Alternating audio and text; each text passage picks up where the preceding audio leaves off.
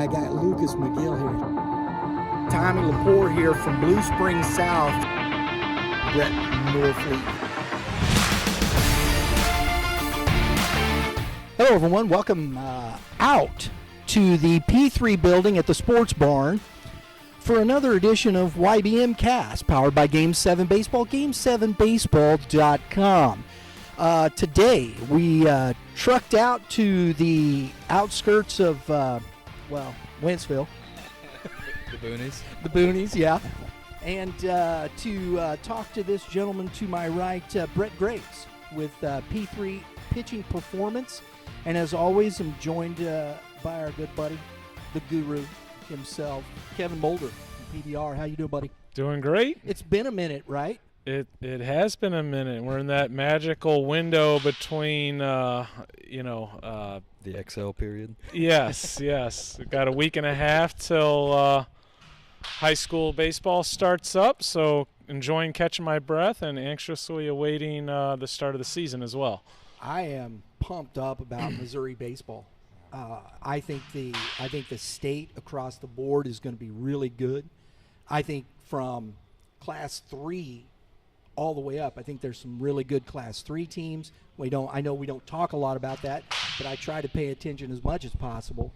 But there's going to be some, and I think Class 4 is going to be really tough again this year. Class 4. Class 4. I think Okay. Class 4 is going to be really good. I think there's a lot of really good teams. I think the GAC North is primarily Class 4 teams. We had the GAC preview with those guys. I think it's going to be really good. And so we're looking forward to that. But today we're going to start with Mr. Graves. Yeah. Welcome to the show. Yeah, thanks for having me. So talk to us a little bit about staying in the game. You were a Francis Howell guy, played for Coach P. Talk to us a little bit about your journey that way. Yeah. Local from St. Charles, went to Mizzou. Just kind of wrapping up my professional baseball journey experience, and just looking for a way to do something that I'm passionate about post-playing career. And I think especially like this training environment that we have here, that's a piece that early on I really fell in love with, the training development aspect of, I would say my journey was a very, very like physical one, but I don't say that because I was physical. It's because I needed to be more physical, so I feel like the way that I developed into a quality baseball player to get, to those experiences really was kind of forged in like a training environment like we have here, so I felt it important to do something that has an impact like locally on my community too. I feel very blessed and thankful that I had the environment that I had in St. Charles and Francis Howell, and I think that made a lasting impact on me. And my wife and I are always talking about how we're dying to move back into that school district just because so our kids can go there. And I think that that's something that kind of echoes true to throughout like all of Viking country there. That's a common theme. I think the people that you kind of talk to that are maybe more diehard like that, but no, and then obviously like the national awareness, I guess, that the opportunity to work with the colleges that we do, the professional players that we do. There's definitely a higher fulfillment of like the professional player that comes through here. The people, process, and technology that I think that we have here, I think opens the doors for a lot of those things, like I said, more on a national scale. So it's fulfilling in multiple different ways for me. And I still live locally and have, even all the way through my professional baseball experience. I've owned the house here in Wentzville and lived here and would spend my off seasons here, So just definitely been a homebody to this area. Home, right? Yeah, no doubt. And, to kind of put a little bit more, year-round roots here post-playing career-wise, it's definitely something that was important to me on it. But, like I said, also kind of multi-purposeful too. Yeah, we talk about this, Brian. Brett's a a living example of we root for we root for all of the guys that come out of St. Louis, but we especially like it when we see a guy stay home. Went to University of Missouri, and I always think that's cool. And obviously, we're excited when guys sign it outside of the state, but there is something special to a guy that decides to stay home. And then obviously, when you go into your professional career, you have close to zero control over where you're going to be playing, but obviously kept your roots here and now giving back in a different way to the community and hopefully finding the next Brett Graves, right? Yeah. I think it's tough, and you guys are both, you've had the coaching career. You're a St. Louis guy. You had the professional career. It's got to be kind of tough in finding that place where you still want to have a baseball career, right? But coming back home after the playing basically is over, or coaching, or whatever the case may be, staying in the game. And you guys have both found that niche. How is that? Is that difficult for most guys? Difficult, how so? In the sense of finding that place where you can make a living doing the things you still. I mean, you evidently had a professional career, same coaching-wise, but keeping in the game that way, staying in the game after playing in that respect, it's hard to find that place to where you can take care of your family and still be part of that, right? Sure. Well, yeah, and I think ultimately that's where my head has been at, a lot in this past year is I've got a young family. I've got a wife who's been with me every step of that way. We started dating when I was in high school, so she's, put up with a lot of the long distance that we had to get through for that, Right. And just the number one priority for me post baseball life is just to, lead my family well, and be present and be a faithful father, So, that being obviously like my guiding light, but I think that it can be a challenge. I think to find something that, provides financially, fulfillment-wise, and something that proximity-wise, because I mean like the recruiting lifestyle is much of the same, like how much of sacrifice that kind of comes into that, and anytime you're gonna be a high achiever, like we were just joking about it, like your last month, I'm sure, like cut into some family time. There's sacrifice that comes with everything, but what you're willing to kind of balance or juggle to help kind of keep everything prioritized in your life, and that's ultimately, I guess, where my head's been at this past year with it.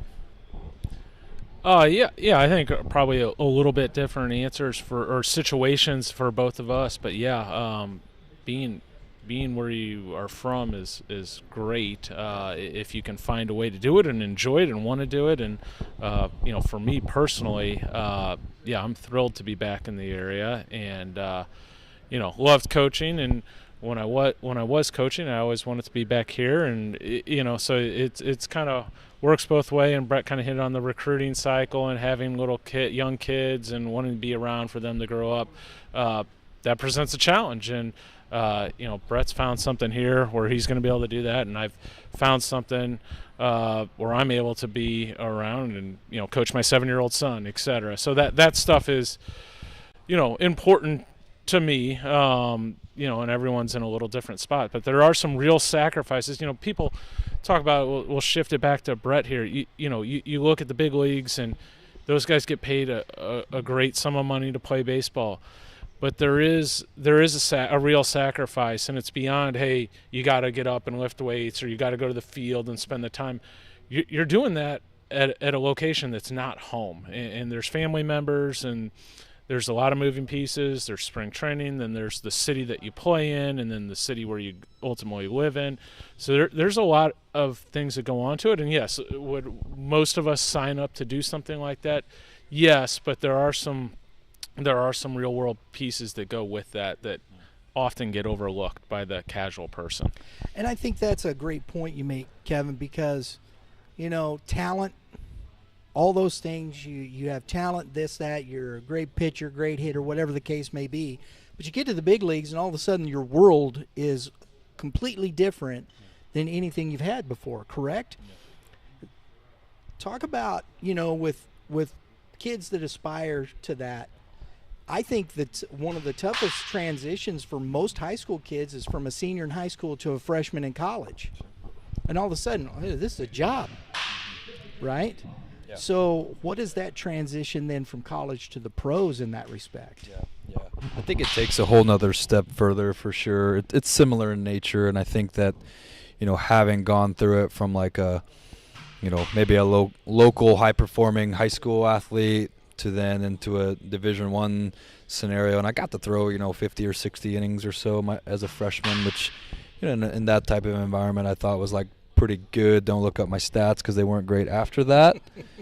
But it's such a learning curve, I think, that I learned, I love this quote that sometimes you win and sometimes you learn, and I feel like that's the way, like, looking at adversity is frames your maybe mind or perception of adversity that way. And, I needed to learn some of those lessons that at that level of, play, and they're not just baseball lessons. I think that's pretty much more of what you're hitting towards too. It's socially, it's lifestyle wise, it's, having different priorities, and what needed to get accomplished that's important in that time and phase of your life.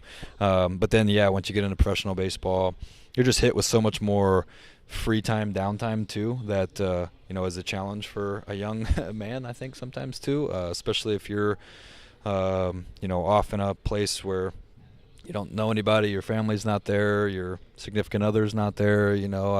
I've had times in my life where that was a really positive experience and I enjoyed the heck out of it, and then I had times in my life where I thought that was just crushing too, and nobody ever knows about that, and most people, like I probably have talked with like 3 different people, like my best friend, my wife, and maybe my parents, like know the nuance of some of those things. Sure. Because we're just not going to sit there, out to eat with a couple of my buddies and talk about that, Right. but like that's the reality, and I think that 17-year-old Brett had this perception of what made like professional baseball, that being all sunshines and rainbows, and it's just not. And I think that the older that players get and the more that they hear, and I think social media, can be really constructive in that way too, because it gives people maybe more of a light on like what professional baseball play, because there's just more media these days. So it can be negative too, but it can be very positive where like there's more information out there for you to learn like what the lifestyle for professional players like that you have to put up with long before you ever get to the major leagues, and I think that is more of like what my message is or would be to younger players that I just really had no perception of when I was 15, 16, 17 is all the sacrifice that it takes to get there. And then let alone, like I know everybody that listens to this to some extent like understands that 1% of your high school players are going to go play, and then 1% of your college players are going to go play, and then 1% of those guys are going to make it to big leagues, and then 1% of those people are going to make a career out of being in the big leagues. So your biggest percentage of even big leaguers is still people who are up and down between AAA.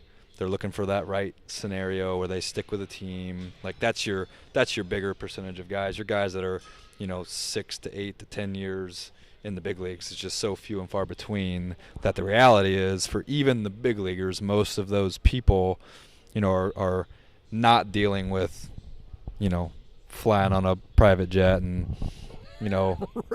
Thinking of the travel that you think of as a Major League Baseball player. Yeah, you're getting to do that, but you're also, playing in Salt Lake and then get, your family's back in Nashville or wherever your team's hosted at. You're in Salt Lake and you get called up to the team and you got to fly over there, and your family's not going to miss you getting to pitch in the big leagues for the world. So they're trying to figure out with a kid and a dog and a whatever else you got going on, trying to get to that, and then nobody, myself included, knows how options work. Like you have 3 years worth of options. You don't have 3 exist, right? Yeah, you don't have 3 options total. I had a buddy that within one season got optioned like 11 times.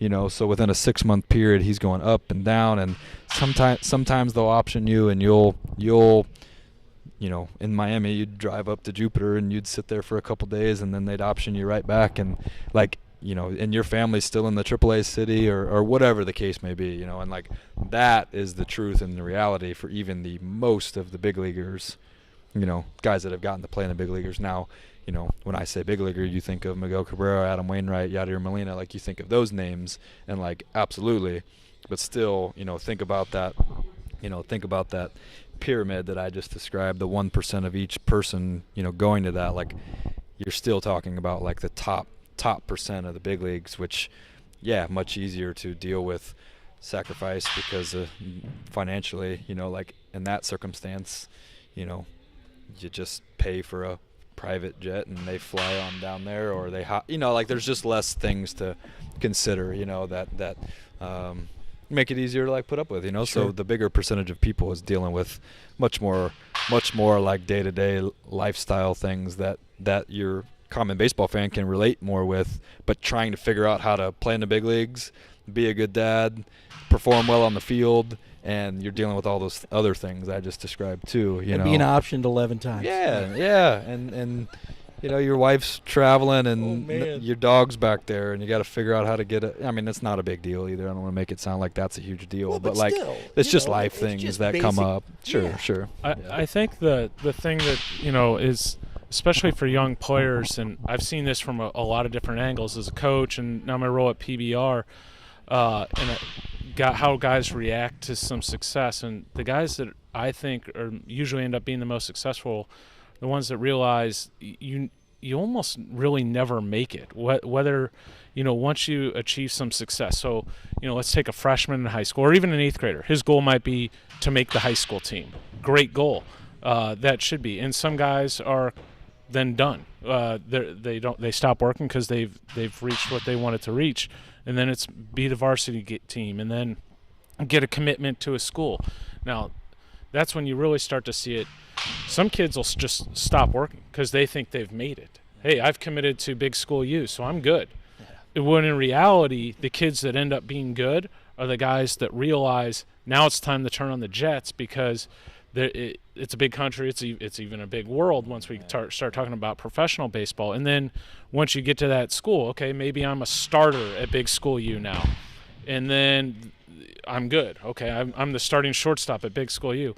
Well, if you want to be drafted, if you become the starter, now you got to be one of the best players in the conference. And then when you get drafted, now you're trying to make the big leagues. And once you make the big leagues, then you're trying to stay in the big leagues or become an all-star. And once you become an all-star, like it doesn't happen to many, but then you're Albert Pujols and you're trying to get to 700. So the guys that stay driven, the guys that never make it, are the guys that end up being the most successful. You never make it if you're going to be successful, if that makes sense in your mind. Yes. Brett Graves made it, but I'm sure to keep going, you have to have that never-ending fuel. Is that a fair assessment? Well, let's be clear too. Like, yeah, I got to play in the big leagues, but like I'm looking back on my career, I wish I would have like gotten to play more. So like, yeah, Right. I mean, there's like I don't. It's hard to say. Looking at it from a 15-year-old's eyes that comes in here and trains. Yeah, 15-year-old Brett would be proud of himself. Yeah. But the way I view my career is shorter than I would have liked it to be because that is how I thought. And that's how I was just talking with my mom about this actually this past week. Like that's how my parents raised me. Is just I never really had an end goal like that in my mind, and like I think a lot of it was like probably being like naive. I don't think I did that on purpose. Right. But I think I just wanted to like I loved training. I loved getting better, and I think that like process versus outcome oriented. I think it's a big deal. I liked getting better. I like competing with myself, and I never had this like cap or like landing spot on my mind where if I got there, then I'd just be happy. Like that's just, and I don't. That wasn't like some big thing that I was like super aware of when I was 15 and nobody else like really thought of by then. I think it's just how my brain worked, the way I was, raised or born, or however you want to say it. But yeah, I think that's such a tool because I saw it so many times. I think the time where I noticed it the most is like people making it to pro ball, and you can totally tell. I saw so many like high performing Division I pitchers get drafted out of pro ball within like 2 years because it was obvious, like in that circumstance you could kind of step back from it and see that they were satisfied with what they were doing. And in my head it was just like, there's no way that you were this successful at LSU or Florida, you name it, what I mean, and have that type of work ethic. Like I just had this gut feeling, kind of like what Kevin's saying, of like, you got here and felt like you made it and kind of shut it down, you Yep. know? And that's very common. I think that's true. You know, you'd made. That's why I think sayings are out there, and I know they get sometimes overused. I like what you said. You either win or you learn, rather than win or lose. I love that. I'd never heard that before, but I love that. Yeah. The other thing is, you know, I think it was Satchel Paige said this one time. I'm not quite sure, but if you're standing still, you're going to get passed. Yeah. Yeah. And that basically sums that up. If you get to a point where you're standing still, somebody's working and going to pass you. And I think you know, as you're going through these processes, and I love talking about this because it does give that 15-year-old, you're never going to, we don't try and change people's minds or anything like this. Here's information. How do you use it? How do you apply? And you know, one of my big things is, you know, we talk about power plus attitude equals performance, an equation that helps you understand how to live, basically. And if you understand that, then you understand the body follows the mind. So how do you train your mind? How do you set your focus on where you want to go to where you're going to accomplish? And when people don't say those things, going to accomplish. What? What do you mean going to accomplish? Yeah, I'm going to accomplish this. Very few people, I think, know what that means. Yeah. Would you agree? Oh, 100%. Absolutely. So those are the things that I think are important when we're talking about this, because we're going to talk about training because we you know, as your personal journey, Kevin still sees a lot of this when we're out at camps. You're seeing kids that are aspiring, but you don't know where they're at here yet. We just had a great conversation. The young man from Rockhurst, Evan DeMario. Yeah. We did a player spotlight with Evan. I like that kid, and I think he's got that good mindset. Personality. Yeah, he's a good kid. I think he has that mindset. He understands, I think, that next step, that next step. And that, so, you know, that's up on the channel right now. So if you get a chance, go watch. A little plug there. Yeah. But that's always interesting when I'm talking to these and he's just a sophomore. For sure. Yep. So he's going. It kind of goes to that thing I've been talking about. He's a sophomore. He's early committed, Brett, to University of Missouri. You know, you see some young guys commit, and sometimes that's a blessing, and sometimes it's a curse. And you obviously, you know, hope that that's a motivating factor. And I was talking to a seventh grade team last night, and careful what you wish for, because as soon as you commit, you know, let's say Brett's the guy committed. Now, Brian and I are right behind him. Well, I want to be better than Brett. I'm going to try to pass him. And is Brett complacent, or is he going to keep working? And that's, you know, I almost found it was easier for me from a discipline motivation standpoint when I was younger to not be the one leading the pack, to be the second or the third guy maybe Jason. In that pack. Yeah, just because you kind of got that fire. And I mean, I described that to you guys like earlier, you know, of you know, maybe me being a little bit smaller in stature or whatever. And I almost, like, I look back on my journey and I'm really thankful for that, because I think there's a lot of maybe like core values that like I learned how to do at an earlier age, whether it was true or not, but I felt like I was like overcoming something in that capacity, you know, that like was still there then with me at 6'1", 200 pounds, you know, when I was 23, 24 years old, and that's just not the case anymore. Now I will say, you know, I would have never guessed this, but like at 6 foot, almost 6 foot and 3/4, 6'1" on the shoes on the baby. program, yeah, but like I was the smallest pitcher on almost every single professional staff that I've like ever been a part of. But that's because your prototypical professional pitcher's 6'4" or bigger, you know. I do want to go back to that, because I think this is important for the young players to hear about how much work goes in, you know, being. I was talking to the team last night, and I was like, the best player on my Little League team in 7th grade played as a freshman, didn't make the varsity team. And Brett had another example of similar thing. The guy rarely is Bryce Harper the case like that. Right. But how much did you weigh as a senior in high school? You told me beforehand, and I was taken aback. Yeah, I was important. this height, and I think I was maybe 160 pounds, like soaking wet. So nowhere close to being ready to play nowhere close to being Absolutely. a finished product. Yeah. So I think that's there's a guy that made the big leagues that weighed 160 pounds, just like most of you high school players out there. It wasn't like he was a freak show or something that was completely different. Because there are those guys out there, the Bryce Harper types, and. Well, you know what I joke and I tell him, Kevin, and I said, if you were Bryce Harper, you'd know by now. That you're not, and I mean, I don't mean that in a disrespectful way, but that's like the reality and kind of wrapping, because also like, going from high school to college and college to pro, kind of talking about that journey, like you touched on it, but like the talent pool that those levels are pulling from, that it just opens your eyes way more up to how my talent fits into that like grand scheme of things, and what it did to me was showed me all the areas where like I'm going to have to work way harder, because I mean, shoot, you throw a professional baseball and then you got some Latin players like coming over that are 16 throwing 100 already, and I'm like, yeah, that's not me, fam. So I got to figure out how to do something here. Just what are we gonna do now? You're pulling that top percentage of talent like from the world, and I mean that's my background, that's my story, like of being like smaller in nature.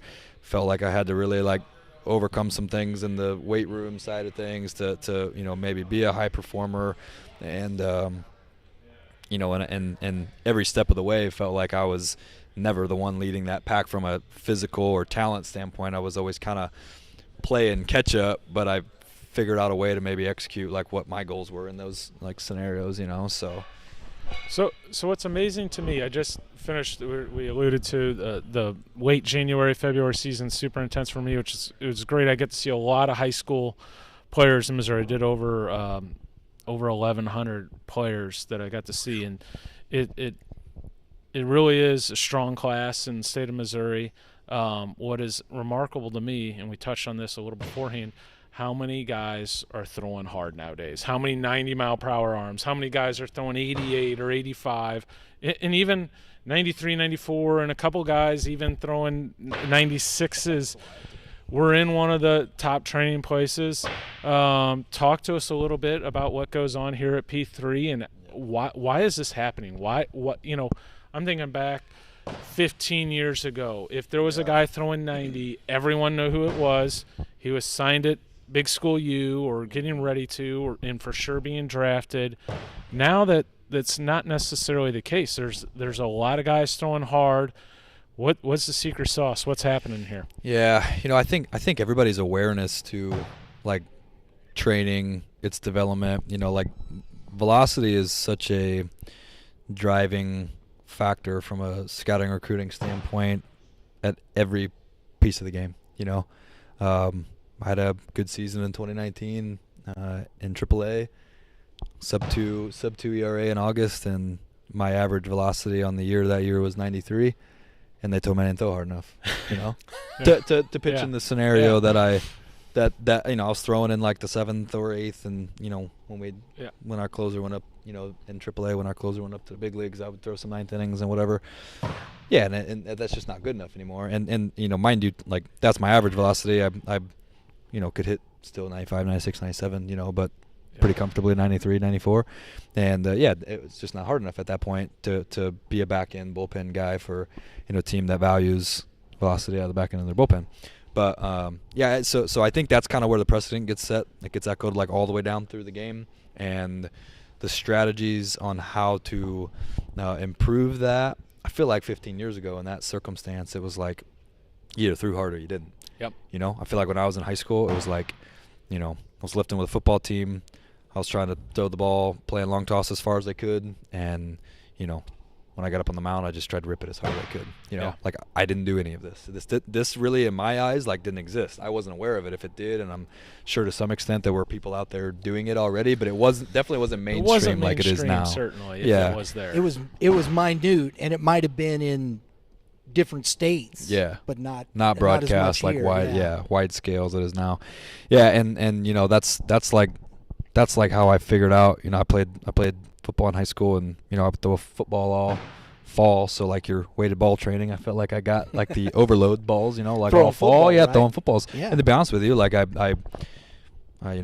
don't know that if I wouldn't have played, like I probably would have stopped playing football had I not been playing quarterback, because I could see the parallels into like doing that, because I knew probably that whole route because of my size and the attention that I was getting, playing baseball as a sophomore and junior, that like my route was going to be baseball. That was always my first love. I loved playing like football on Friday nights, and that's why I chose to like keep doing it even after everyone told me I was crazy after committing to Mizzou, early, but continuing to play like my junior and senior year. But yeah, I mean that's like what we did, and like but that's also like probably why we had 3 or 4 people in the state of Missouri that could throw 90, in those years, and that was only 10 years ago or so, 2011, 12 years ago. And I'm that old. That sounds weird to say. Dude, you ain't old, bro. but yeah, I mean that's why, like everybody's awareness of how to develop velocity, and maybe the perception that, well, why is Johnny throwing hard? It's like, well, yeah, there's just more nuance, there's more dissection. I think from like the top down, there's more of a idea of how to train velocity, and that's what our entire like business is revolves around here. Not velocity per se, but like assessing and prescribing like training protocols for people depending on what their goals are. Most of the time, the younger players, it's velocity driven, and even for the professional guys that roll through here, myself included. When I got told that, I was 26 or 7 years old, what the story I just shared with you guys. So even at that point, it was like, well, how can I figure out how to throw harder? And at 27 years old, like most people would probably just say, well, Brett, you throw what you throw, but that's the same thing I was fighting and getting told then too, and I don't want to make it seem like it's all velocity driven. That's such a primary, point of emphasis. But I mean, it is the best velocity is going to come from your best and most efficient delivery, and that in that same place comes good command and like sustained health, and that being the 3 biggest pieces. If you got a good major league pitcher, take any Hall of Fame player, they check all those 3 boxes. There's plenty of guys that pitched really well in the big leagues and couldn't figure out how to stay healthy long enough, and they never made it to the big leagues. Right. Or sorry, they never made it to the Hall of Fame. Don Mattingly, former manager of mine, like perfect example. You're right, fantastic talent, and different in context. He's a position player, but velocity, command, and health like being the 3 key ingredients for a pitcher's sustained success, and from an efficient delivery comes all 3 of those things, and that being like really what we're looking to tackle. I think it's an interesting point you make here, and Kevin, you might be able to speak to this as well, because you said you're a back-end bullpen guy. So you weren't being looked at as a starter in that respect, correct? So 93, because I see a lot of guys starting that are throwing 90 to 93 as starters, but it was specifically you don't throw hard enough to be a back-end guy, correct? I'd say for the most part, yeah. Yeah. So I think that is that something that you think about as a pitcher when and do you train specifically to those things, or do you just let the cards fall where they may? I think you just try to develop yourself into the best pitcher that you can, and let your team or organization try to put you. That's what they're trying to do. They're trying to put you in the, like, whether it's your college coach or whomever, like they're trying to put you in the best scenario to be successful for you and the team, as right. they can, So I think you just try to develop yourself as much as you can. There's definitely like nuances of it. Like while I was starting still, I spent more time trying to develop a changeup, and once I moved to the bullpen, like that third, fourth pitch for me like wasn't as important, because I'm never turning the lineup over once, let alone like twice. So having like the multiple different pitches becomes less important. So knowing that ahead of time definitely can be a asset for your training, but as far as the big picture, like context of what you're doing, I also think it's like muddy the waters for you a little bit, like because now I look back at the changeup, as long as I spent trying to develop a changeup, and think it was kind of a lost cause, because when I was actually in the big leagues for the time that needed it, like I threw 3. They were the last 3 pitches of the year that I threw that year. Oh my gosh. And I threw it because I had second and third and Bryce Harper was at the plate. So I need to figure out a way to get out of that. Yeah, man. So, okay, let's young kid or parents with young kids, when do you think when does the mindset of I need to train to become a pitcher as opposed to, hey, I'm just training to be a good athlete or a good thrower or a good baseball player? When do you, in your eyes, being with the P3 background and a professional player, when does that kind of switch from needing to get a little more serious about being a pitcher or training to pitch as opposed to just kind of letting it come gradually as you age? I think it's pretty tough. I think that's pretty tough to say, and I find myself often like a little gun shy of speaking in absolutes like that because, you know, for a high-performing 15-year-old, you know, that conversation's like a little bit different. I like to reflect back on like my experience, you know, like really when I started diving all in on, you know, again, not training like this, like we said, but yeah, taking my training as a pitcher, like probably to a new level. I was 16 or so, but by that point I had kind of grown. I'd kind of seen like maybe what type of opportunities lie ahead for me.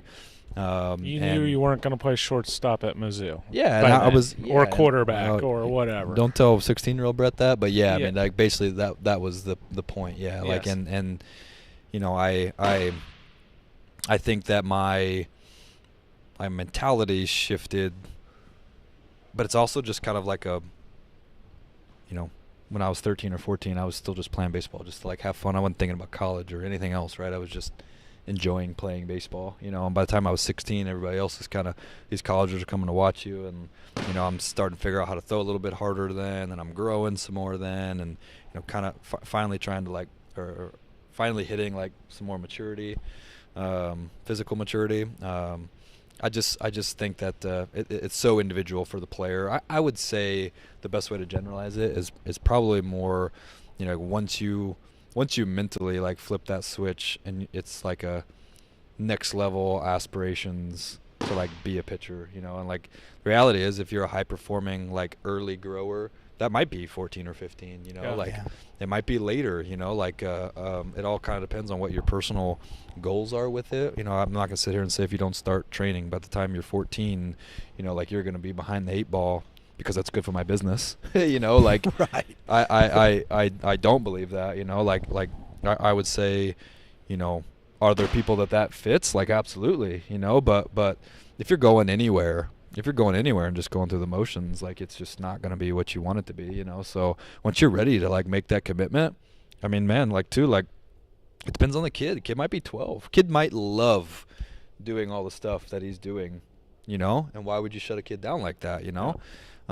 It might be 17, you know, and that's okay too. Is that kid most likely going to be a high performing D1 caliber like pitcher? Probably not, just because he probably would have seen, learned, or understood that maybe a little bit earlier, but that's okay too, you know? Yeah. And I think that's where, you know, we kind of touched on social media a little bit earlier. I think that's like maybe the media aspect that puts so much like thought and pressure on kids these days that like if they're not doing something like that, then they're like something's wrong, you know, and that's just not the case, you know. Like baseball should be fun, you know, at its core, and if it's not fun for you to like show up and do all this and you're like, man, I gotta go get my training in today, then like you shouldn't be doing it, you know. But when you show up and you're like, heck yeah, like this is what I want to be doing. I don't care if you're 12, I don't care if you're 22 when that hits you. Like if it doesn't hit you till 22, you're probably not making it too far, you know. You're probably playing men's league, but that's okay too, you know. Like that's right. What you want to do. So I think it's interesting when you talk about, we talked about this before we started, you know, you said, you know, I'm 12, 13, I'm just thinking about playing ball and having fun. And I think that's the right mentality. We talk about that a lot on the show. Yeah. And making sure that, you know, it stays fun for the kids. And I think the player will tell you when they're ready. As a parent, the player will tell you when he starts asking you, hey, can we do this extra? Or then you know he's interested or she's interested, whatever the case may be, and then you go, all right, let's go find out. Yeah, and that conversation should be totally different, right? It should be like the parent being like, hey, if you want to be good at whatever you're doing, like substitute baseball for anything, you know, like this is probably what you should be doing, you know, and educating your kid on like what it takes to be successful. And then if they choose to make that path, so you're not like being the the parent who says you got to go do this because that's what all the other good kids are doing. Like there's two very different ways to approach that right there. Right. I want to come back to the point you made, 12, 13, 14. I like the thought process of the physical attributes. When you're watching a kid grow, where are they at physically? I mean, because maturity, some kids aren't maturing till 16, 17. I've seen some kids, and I'm sure you have, Kevin, just big, long, wiry, don't have a feel for their body at this point in time yet. And are they, they're working hard, but yet it's still maybe not engaging at that point, right? Oh, absolutely. That tends to happen with the taller, lean guys that take a little while for their coordination to catch up and certainly to be able to put on mass, which is why often you'll see a kid that fits into that 6'2" to 6'6" range, maybe even a touch taller, that might be a low 80s guy or even 78, and then you'll see them just snap and they'll take a huge jump velocity-wise, in 12 to 18 months, and it's just that stuff catches up. I'm waiting for science to tell us what is it in the shoulder that allows one guy to throw 100 and the other guy 82. Right? I'm just saying. It's similar to if we were going to run, a 100-yard dash. There's some people with the fast twitch muscles and others don't have it. So it's somewhat, it's not exactly the same, but still Jackson Carter is always going to beat me in a foot race. No matter how hard I trained or how young I was, I would never have been able to beat him in a race. And no matter how old he gets, he would always still be able to beat me. And I think sometimes it's just that, isn't it? So when we're talking about technology, here we are in this facility. It's a great facility. We got the equipment here back behind us. How are you, and especially, we're talking in your high school and whatnot as you were coming up. I mean, it wasn't there, not like it is today. I mean, maybe at the professional levels, right? Certain colleges who could afford certain things, maybe, bigger schools, as he said, big school, big U or whatever it is. Today, you have that ability to put this with high school kids. How is that changing the training? I think it's just expediting everything, kind of what you guys were alluding to of like the velocity development and like the pickup of that, it just speeds everything up for all these players, so I mean to have it like that's what I think about, like to have it when I was 15, like how much of a difference Right. it could have made and from an education standpoint, and just like the direction of training, the specialization of training, like it just speeds everything up. Kevin, you're familiar, and because you guys use TrackMan all the time, Yeah. the spin rates and all the stuff. Where do you take that information, and how do you use that with every athlete? Do we specifically? Yeah. Yeah, we do. I think the conversation about the data is different. I think even from 14-year-old to 14-year-old, it's different because it depends on maybe some of the mental capacity and physical maturity of that player. But yeah, I mean the TrackMan should be able to give us insights into your strengths and weaknesses, which that should and might evolve from the time you're 14 to 17 to 22, but still can help you kind of identify what those things are, and I think that's the biggest piece of it being like a developmental tool versus maybe an evaluation tool. Mm-hmm. So all this data, there's two big ways that you can use it. You can use it to evaluate where you're at and maybe how it stacks up against your competition or the level of play that you aspire to be at, or you can use it as a development tool and you can really identify like my strengths and weaknesses, like I shared, my approach. I think that as I became more aware of my metrics, biomechanics, ball flight metrics, strength, power metrics, all of those things, it really helped line out more of my approach and how I approach the game, and I used to be a guy that threw a lot of sinkers and cutters and pitch to contact, and I found myself, because of what my ball flight metrics said about me, that it doesn't necessarily always line up with like what you feel comfortable doing either. Like I had to take my lumps, like learn how to take what measurably was really good about my pitches and like figure out how to use them and throw strikes better with them. But it took my swing and miss percentage on my fastball like way up. It took my Ks per 9 way up towards the end of my career when I was healthy, but totally, from one year to the next, totally like changed my entire approach, and I saw every statistic across the board like go up for me that you would track for a pitcher, So knowing who you are ultimately, your strengths and weaknesses, knowing who you are has got to be like the basic foundation of what that data should do for you on a development standpoint. Absolutely. No, it's a tool that should help you establish an identity for yourself as a pitcher, and when it's used properly, it can be a huge assist. But it does take an expertise to be able to read that and to know what to do with the data. Well, and to that point, Kevin, when it was the year before, we were at the event here at the Sports Barn, and we were talking, and it was one of the questions I was asking a lot of the guys at the event. How long has it taken you to understand how to understand these metrics and help you continue your development? And across the board, every one of those young men were honest, and they said, took me about a year to really understand the data that these men are giving me and understand how it works and what those things are.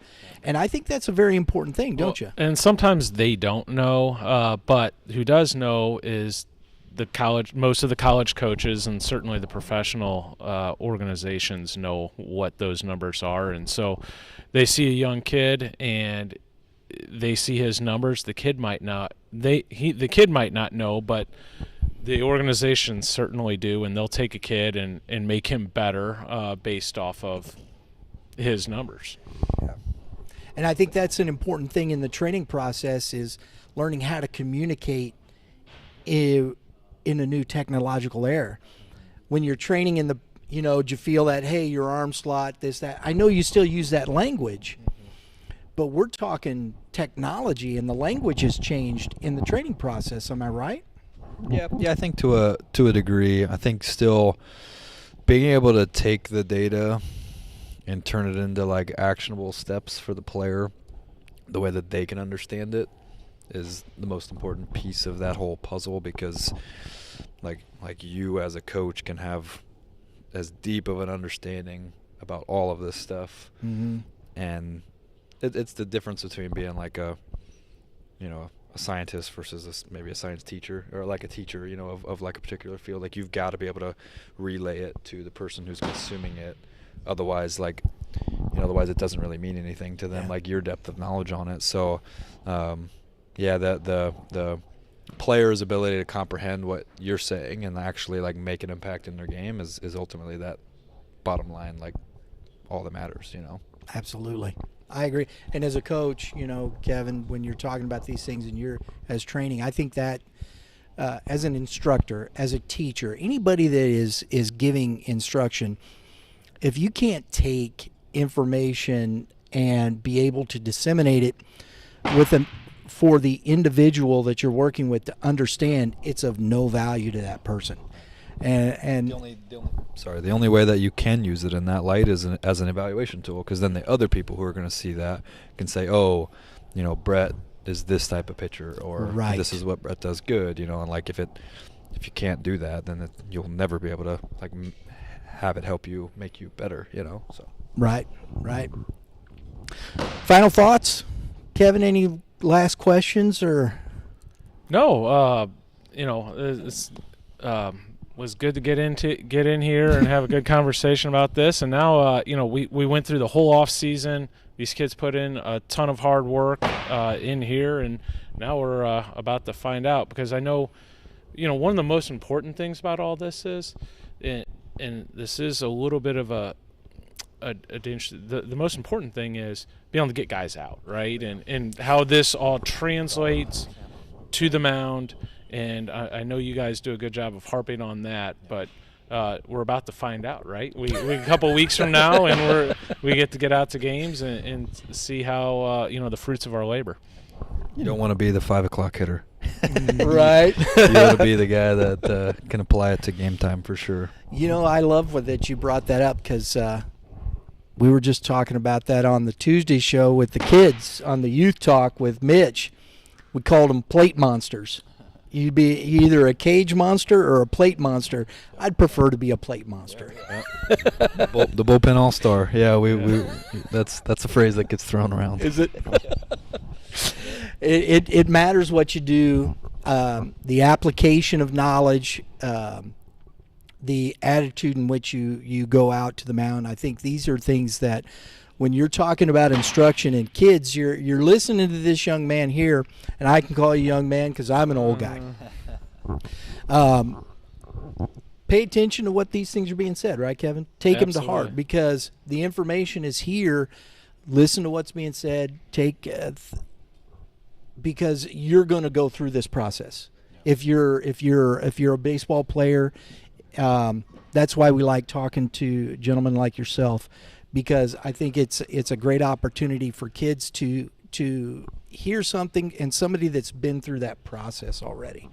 And I think those are things that are invaluable, and I do appreciate your time. Yeah, I touched on it earlier, but my guiding light, I guess, for any of this, why behind wanting to get involved in any of it, and all the way down to the groups of players that I get to talk to is just, what would Brett have liked to know, at 15 or 22 or whatever scenario that kid finds himself in.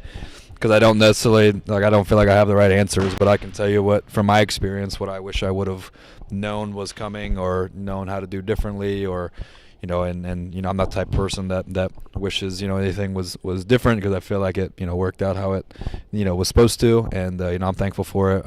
But there's obvious things where I can sit there and say, like, yeah, a 15-year-old Brett would have loved to know this, and right. Whether that's applicable for that player, it might not be 100%, but I feel like it probably finds them where they're at a lot of times. Absolutely. That's the experience, and you hope that as you're watching out there, take that into consideration. You can listen to the old guys every now and again and learn something. So there, I called you an old guy. There you go. I need it. There you go. Kevin, thanks as always. Good to see you, man. Absolutely. We're 20 days from the first GAC Classic or GAC Game of the Week. Remember, Fort Zumwalt South going to Fort Zumwalt East. The Bulldogs versus the Lions. Rivalry special to start off. Love Absolutely. We're going to get probably Carter Cox, Lucas McGill right off the start. Lucas just committed to Maryville. Yes, he did. Yep. Congratulations, Lucas. Appreciate it. We got to get him on a player spotlight and talk him up. I love that kid. I think he's a great kid. And Carter, I got to do the same thing to Carter Cox because I talked to him at the last PBR event. He was a lot of fun to talk to. He's a big personality. Yes, he is. He's fun. Yes, he is. So that'll be a great matchup. It really will. I think I'm looking forward to that. I think both those teams have aspirations at district runs and beyond. So there you go. It'll be a fun one. Yes, it will.